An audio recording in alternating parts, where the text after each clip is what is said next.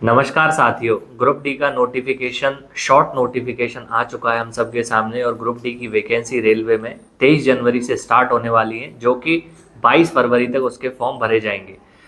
बहुत सारे बच्चों का कन्फ्यूज़न ये है कि सर इसमें कौन कौन एलिजिबल है, क्योंकि पिछली बार जब 2019 में 60,000 प्लस वैकेंसी आई थी तब सरकार ने बोला था कि नेक्स्ट टाइम जब भी ग्रुप डी की वैकेंसी आएगी तो टेक्निकल इसमें एक क्वालिफिकेशन रखी जाएगी जो कि रहती है आईटीआई।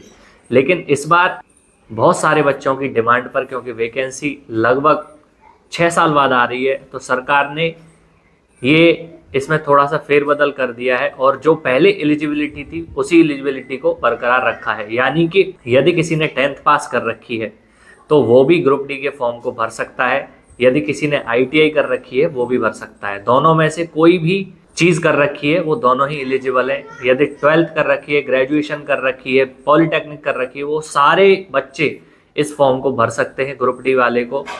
मैं तो यही कहूँगा कि यदि आपने आरआरबी एनटीपीसी का भरा है या एएलपी का भरा है वो भी इस फॉर्म को जरूर भरें, क्योंकि सिलेक्शन लेना बहुत बड़ी बात है ग्रुप डी में। दोस्तों, अब मैं आपको ग्रुप डी के बारे में छोटी छोटी जानकारी दे देता हूँ। इसमें कई तरह की अलग अलग पोस्ट रहती हैं, जैसे कि जो कि सबसे बेस्ट पोस्ट है वो है इसमें पॉइंट्समैन। पॉइंट्समैन की जो ड्यूटी होती है वो स्टेशन पर रहती है। स्टेशन मास्टर में से ही जो सबसे सीनियर बंदा होता है उसको एसएस यानी स्टेशन सुपरिटेंडेंट बना दिया जाता है। वही स्टेशन का मालिक होता है। उसके नीचे आते हैं स्टेशन मास्टर और उसके नीचे आते हैं पॉइंट्समैन। पॉइंट्समैन का काम क्या होता है? पॉइंट्समैन का काम होता है स्टेशन से जब भी कोई ट्रेन निकलती है उसको झंडी दिखाना। एक साइड से स्टेशन मास्टर झंडी दिखाते हैं, दूसरी साइड से पॉइंट्समैन। साथ ही साथ स्टेशन पर यदि शंटिंग होती है, यानी कि इंजन को ट्रेन से काटना जोड़ना, डिब्बों को काटना जोड़ना, ये सारी प्रक्रिया पॉइंट्समैन करवाता है। पॉइंट्समैन झंडी दिखाता है, पाइप वगैरह काटता है, जोड़ता है। ये सारे काम पॉइंट्समैन के होते हैं। साथ ही साथ में लोको पायलट ट्रेन मैनेजर का जो लाइन बॉक्स होता है उसको भी पॉइंट्समैन उठाकर इंजन तक और ब्रेक वान तक पहुंचाता है। पॉइंट्समैन की इसी तरह से कुछ कार्य होते हैं। अब मैं आपसे बात करूंगा सबसे ज़्यादा हाई सैलरी वाली दूसरी पोस्ट की। तो सबसे ज़्यादा हाई सैलरी वाली दूसरी पोस्ट जो है वो है असिस्टेंट ट्रैक मशीन। एक पीले कलर की मशीन होती है, आपने रेलवे ट्रैक्स पर देखी होगी। उस मशीन का काम होता है रेलवे ट्रैक को सुधारना, गिट्टियों की छटाई करना और कई तरह के कार्य होते हैं। जो रेलवे लाइन होती है उसकी ग्राइंडिंग करना, बहुत तरह की ट्रैक मशीन होती है। तो ट्रैक मशीन पर जिस स्टाफ की ड्यूटी रहती है उसको ओवर टाइम बहुत ही ज़्यादा मिलता है। ओवर टाइम कह लीजिए या आप कह सकते हैं टीए बोल सकते हैं उसको। ये बहुत ज़्यादा मिलता है, इसीलिए उनकी सैलरी लगभग मिलाकर 45,000 हो जाती है और उससे ज़्यादा भी हो सकती है। 22 से 25 दिन की इसमें ड्यूटी रहती है और उसके बाद 7 से 8 दिन की छुट्टी घर पर बिताने के लिए मिलती है। लेकिन जब ड्यूटी होगी तो आउट स्टेशन यानी कि घर से काफ़ी दूर पर आपकी ड्यूटी रहेगी। वहाँ पर ही आपको रहना है कैंपिंग कोच के अंदर। कैंपिंग कोच एक कोच होता है, उसके अंदर ही रहने खाने सोने की व्यवस्था होती है। सीनियर सेक्शन इंजीनियर आपके सुपरवाइजर रहेंगे। वहाँ पर ट्रैक मशीन के साथ साथ आपको चलना है।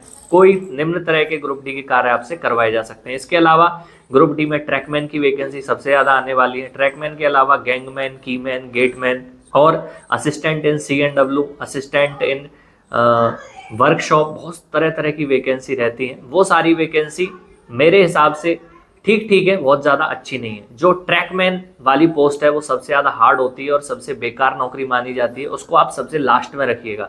सबसे ऊपर आप मेरे हिसाब से पॉइंट्समैन, दूसरे नंबर पर यदि ओवर टाइम या पैसा ज़्यादा कमाना है तो दूसरे नंबर पर आप रख सकते हैं असिस्टेंट ट्रैक मशीन, या कोई कोई बंदा इसको पहले पर भी रख सकता है, क्योंकि ग्रुप डी वाले इंसान की स्टार्टिंग सैलरी लगभग 25 से 30,000 से स्टार्ट होती है। 1800 ग्रेड पे की ये जॉब होती है और यहीं से आपकी शुरुआत होती है। हल्के में धीरे धीरे प्रमोशन आपके होते चले जाएंगे। इसमें आपको चांस भी मिलेगा यदि आपकी 1900 ग्रेड पे में 2 साल कंप्लीट हो जाती हैं, या आप कह लीजिए टोटल 5 साल हो जाती है। तो इसके अलावा आप ग्रुप डी से ग्रुप सी में भी जा सकते हैं। आपको मौका भी मिलेगा ट्रेन मैनेजर बनने का, स्टेशन मास्टर बनने का। इसके अलावा टीसी भी बन सकते हैं, वेलफेयर इंस्पेक्टर भी बन सकते हैं। बहुत तरह के इंटरनल एग्जाम आप दे सकते हैं। इसी तरह से ग्रुप डी का मैं क्वालिफिकेशन करता हूँ। और दोस्तों, अधिक जानकारी के लिए मैं आपको बता दूं कि 18 से लेकर 36 साल इसमें एज लिमिट रहने वाली है। जो भी बच्चे ग्रुप डी का फॉर्म भर रहे हैं, जनरल की 18 से 36 रहने वाली है। SC/ST के लिए 5 साल का एज रिलैक्सेशन और OBC के लिए 3 साल का एज रिलैक्सेशन रहने वाला है। बाकी लड़के लड़कियां दोनों इसमें फॉर्म भर सकते हैं। फॉर्म जो होता है उसको भरने के बाद आपका होगा एक प्री एग्जाम या CBT 1 जैसे बोल सकते हैं। CBT 1 100 मार्क्स का होता है। उसमें GK साइंस, मैथमेटिक्स और रीजनिंग, ये 4 सब्जेक्ट होते हैं।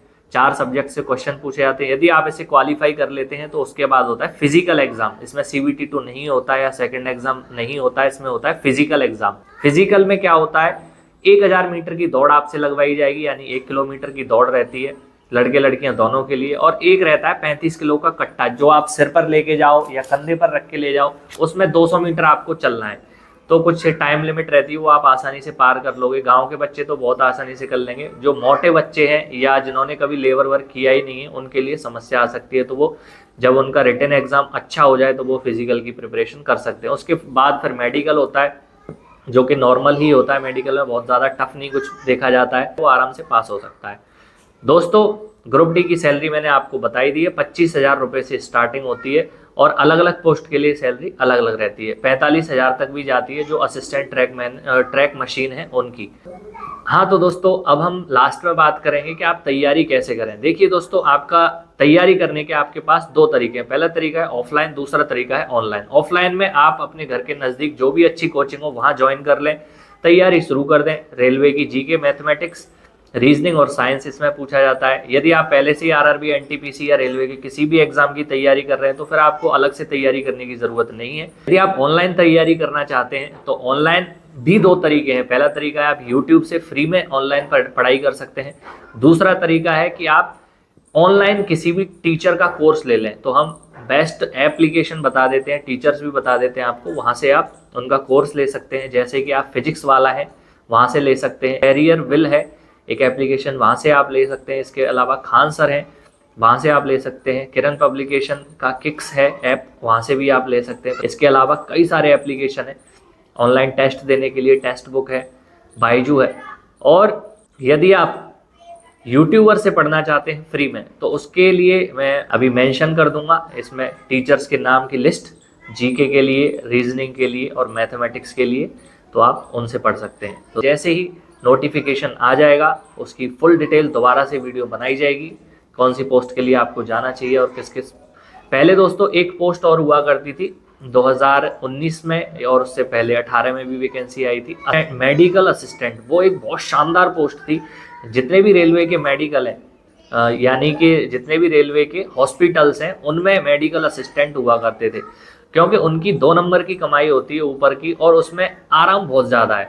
यानी कि आप सुबह 9 बजे से लेकर शाम के 6 बजे तक उसके बाद ड्यूटी रहती है, उसके बाद आप फ्री हो जाते हैं। साथ में जब सैटरडे को हाफ डे रहता है, संडे की छुट्टी रहती है, और जो त्यौहार रहते हैं उन पर भी छुट्टी रहती है, तो उसमें चैन की नींद ले सकते हैं आप। साथ में 2 नंबर का पैसा भी बहुत लोग कमा सकते हैं उसमें। तो एक चीज़ और मैं बता दूं कि ग्रुप डी का जो स्टाफ होता है उन्हें लाभ क्या क्या मिलते हैं। तो दोस्तों, ग्रुप डी वालों को भी सारे लाभ मिलते हैं जो ग्रुप सी, ग्रुप बी और ग्रुप ए वालों को मिलते हैं।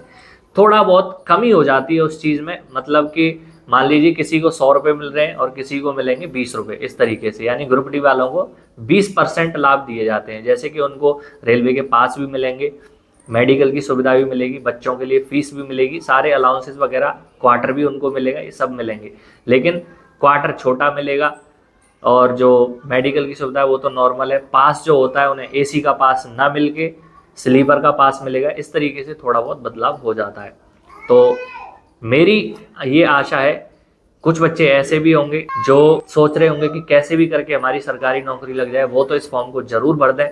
और दोस्तों, यदि आप सोच रहे हैं कि अच्छी तैयारी करनी है तो फिर इससे दूर रहें, अवॉइड कर लें। एग्ज़ाम केवल देने के लिए, केवल कि कैसा एग्ज़ाम आता है उसके लिए आप फॉर्म भर सकते हो, लेकिन ज्वाइनिंग ना करें आप। यदि आप दूसरों की बातों को, तानों को सुन सकते हैं, झेल सकते हैं 2-4 साल तक, तो आप इस फॉर्म को ज़रूर भरें, क्योंकि उसके बाद आपका कहीं ना कहीं इसी में इंटरनल एग्जाम में सिलेक्शन हो जाएगा, तो फिर आप वहाँ पर जा सकते हैं। तो आपने हमें पिछले 2 सालों में 2023-2024 में बहुत ही ज़्यादा प्यार दिया, बहुत ही ज़्यादा अच्छी हमें सपोर्ट की।